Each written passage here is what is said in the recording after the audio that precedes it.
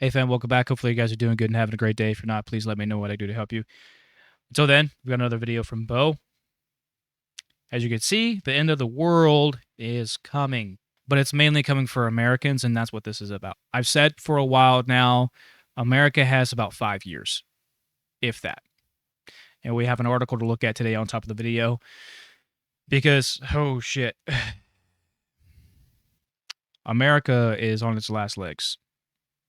So, enough of me rambling on. Let's get into it, guys.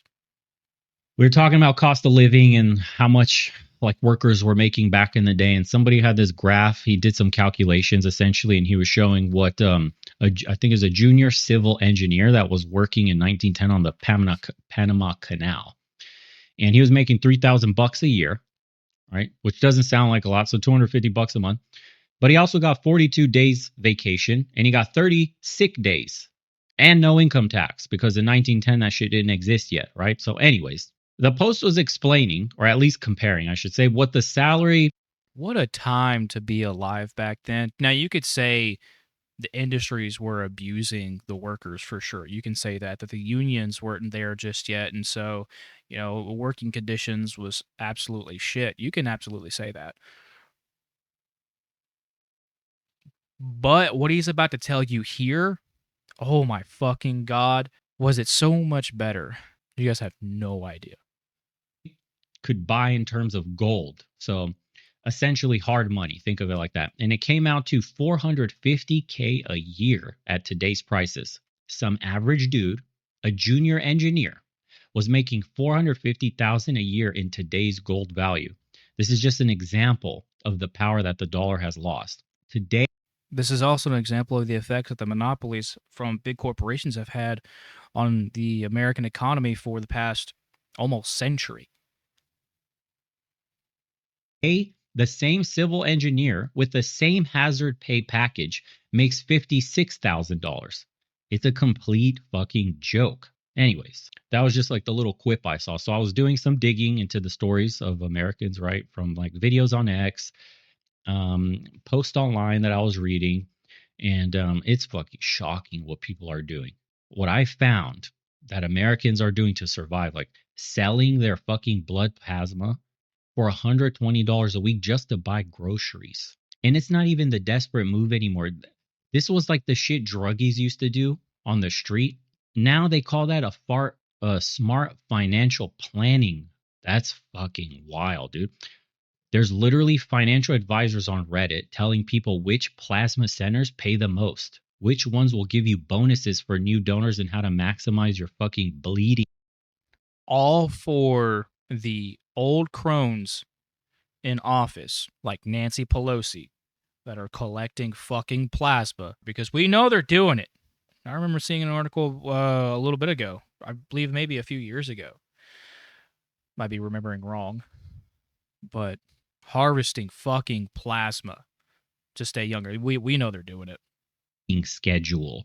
Excuse me, but what the fuck? Like, you what? Oh wait, no. I don't think it was plasma. I think it was stem cells. I think people were harvesting stem cells. Right? Is that right? Someone, hey, fact check me, guys. Fact check me. Fact check me. I don't know exactly if that was. I can't remember if it's. I can't remember if it was either plasma or stem cells. But you guys fact check me. Let me know. It gets worse, guys. Apparently, there's families that are making $100,000 and they're drowning. Based on what I was seeing in these stories, you had a software engineer in San Francisco. He's making a fucking ton of money, 140,000. He just declared bankruptcy. He had to choose between his mortgage and his kids' medical bills. The dude obviously chose the fucking medical bills, so he loses his house. Now he's living with his parents at 38 years old with two kids and a computer science degree. You remember hashtag learn to code? Fucking nuts. Makes total sense, right? Total fucking sense in the land of opportunity. Jeez, man, this is literally the new American dream. Work your ass off, get the degree, get the job, and then you still end up broke somehow. So grocery. The biggest scam in America is that America is the greatest country in the world because people want to believe in this country so much. They want to love this country so much. And look what our founding fathers had intended for the country. That by far would have made us a great country. I don't believe in such things as the best country. But somewhere along the line, politics and money married, and now we have this. We have this monstrosity where you are promised the promised land, essentially, when you come to America: freedom, success, opportunity. And then you learn very quickly that there is opportunity, but only for the few at the top. Because they manipulate and they build the system in a way that only benefits them and oppresses those who try to get theirs. These are up 28%, and that's the official number. But obviously, when you hear what real people are saying, it's more than doubled. You want to know why there's this disconnect? Because here's what people don't know about the CPI. CPI uses substitution. So when steak gets too expensive, they assume that you buy chicken. And when chicken gets too expensive, they assume you buy beans. So the official inflation rate assumes you're constantly downgrading your life. Well, I read another story about a woman in Wisconsin, and she was making $43,000 a year, and she was only eating once a day. Once a day. Jesus And you're Christ. making $43,000 a year. She's got a full-time job as an admin assistant. She's not a fucking druggie dude on the street or some welfare queen. And that's mostly the images you get in your head, especially from the establishment, from the GOP, thinking everybody on these programs or whatever is like welfare moochers, right? No, this is people with jobs. This is just a regular person, so literally a regular job that can't afford food. And a common theme online was with eggs. People were complaining about Walmart charging like $27 for 60 eggs, and their excuse was bird flu. Everybody remember that? Okay, fine, dude. Fucking bird flu. Okay, let's take that for what it was. So you culled 1 million birds. Great. But isn't it fucking convenient how every crisis leads to higher prices that never come down? Never come back down. Bird flu hits, shit is over with, prices tripled, bird flu ends, prices stay high. Just like gas prices after hurricanes, just like lumber after COVID. The supply chain issue narrative is over, and still nothing will fucking come down. Isn't that crazy? These parasitic corporations, and parasitic is exactly what they are. They figured out the fucking scam. You create a crisis, jack the prices up on absolutely everything, and it becomes the new normal for everybody. I mean, you have people buying rotisserie chickens. Well, that's until people have had enough of prices squeezing them out of a life, and then they start rioting. And then it leads to massive bloodshed. This is always how this plays out. Every single time, this is how this plays out. Because they're cheaper than raw chicken. How the fuck does that make any sense? Well, because it costs more. Think about it. They're called loss leaders, but it costs more to raise it, to kill it, to pluck it, cook it, season it, package it, rotisserie it on that fucking thing, keep it warm, but somehow it's $2 cheaper than the raw bird sitting in the cooler. And they do this on purpose to you. That's what they call their loss leaders, like I mentioned. So the stores know that if you come in for that fucking $5 chicken, you'll spend $50 on other shit you don't need, most likely. Their entire economy is this psychological manipulation now, literally. My family, my friends, everybody I know is getting crushed. Everybody I spoke to when I was back in Phoenix. People feel like they're suffocating, you guys, no matter how hard they're trying. That's insane. I read a headline about... and it's even worse for people who are disabled, like me. I can't do most of the jobs that I used to. I mean, just sitting here doing this hurts, you know? And then we criminalize homelessness. We're in for some really rough times, guys. I don't think America's going to last that 5 years. I really don't. We are at the precipice. People are starving to death. I just saw a video not too long ago. Matter of fact, let's go over to X. So this is here in America. Look at this.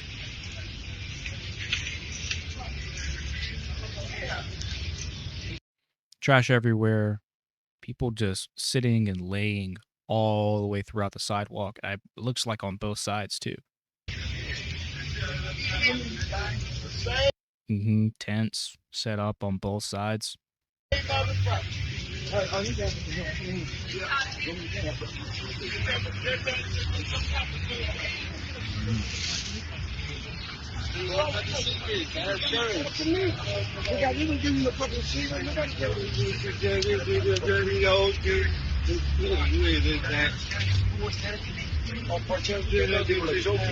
Had a good portion of these people had a job that could pay the wages to support a lifestyle, just a living wage for a house, an apartment, something to keep them off of the fucking street, especially to prevent them getting arrested. They wouldn't be homeless.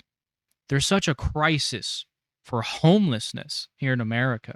The very people squeezing the economy to make this happen should be criminal. The private equity that is buying up all of these single family homes should be considered treason. And I know I use treason for almost every single thing, but oh, bless you. I know I use treason for almost every single thing because that's what it is. The very fact that these people are forced to be out on the streets because they can't afford a life is treason. People can't afford to eat. All right, we're going to go to this article here because there's something I really want to show you guys. 300 million full-time jobs will be lost to artificial intelligence. I believe it said somewhere, I saw somewhere in this article that 70% of companies will be downsizing. I can't remember exactly where I saw that number at. This amounts to 1.2 additional GPA growth per year for mega corporations. If delivered, this impact would compare well with that of other purpose technologies through history. This will mainly come from the substitution of labor by automation and increased innovation in products and services. The same report went on to say that by 2030, the average simulation shows that some 70%, that's not 70%, that's some 70%. So it could be anywhere between 70 to 79%. Some 70% of companies will have embraced the AI revolution and adopted at least one type of AI technology, but that less than half will have fully absorbed the 5 categories. Right, but I'm pretty sure companies are going to do whatever to save their bottom dollar. Forbes says AI has the potential to be among the most disruptive technologies across global economies that we will ever develop. The end of the world is coming, but it's coming for Americans. And I'm telling you this right the fuck now. When America falls, because it's coming soon, when America falls, so does the rest of the world. Because look at the fucking hegemony that America has had over everyone else for almost the past century. Every single time America has gotten involved in a world war, we've always won.